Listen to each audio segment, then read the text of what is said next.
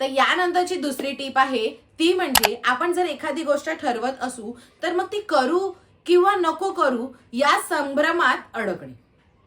आणि या संदर्भात मला तुम्हाला ही टीप द्यायची आहे की जर तुम्ही एखादी गोष्ट ठरवली आणि हा विचार कराल की समोरचा व्यक्ती काय आपल्याबाबत या संदर्भात म्हणेल, तर मग त्याच्यामध्ये आपण अडखळून जातो आणि तो विषय आपण तिथेच संपवून टाकतो.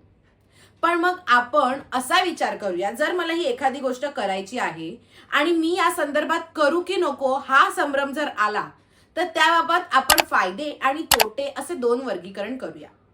ही गोष्ट केल्याने मला 4 फायदे होत आहेत आणि 3 तोटे होत आहेत. तर मग फायदे जास्त होत आहेत ना, मग ती गोष्ट आपण केलीच पाहिजे. समजा आपण एखाद्या राजनीती किंवा आध्यात्मिक गोष्टींवरती स्टेटस किंवा एक फेसबुक पोस्ट किंवा इंस्टाग्राम पोस्ट करत असू, तर मग आपण अडकून जातो की मी ही पोस्ट करू की नको, लोक काय म्हणतील, त्या व्यक्तीला आवडेल की नाही, कारण ती आहे राजनीतीबाबत. पण मग हा सगळा विचार करून आपण ऍट लास्ट पोस्ट करतच नाही. तो दिवस निघून जातो, ती वेळ निघून जाते. मला असं वाटतं जर तुम्हाला वाटतंय ना ती पोस्ट करावी, तर मग त्याचे फायदे आणि तोटे असे वर्गीकरण करा.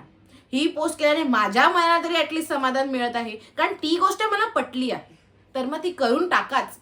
पुढे काय होईल या संदर्भात विचार आपण नंतर करूया. बरं, त्या व्यक्तीला जर प्रत्युत्तर करायचं असेल तर आपल्या मनाला जे समाधान पटलं आहे ते आपण करू शकतो.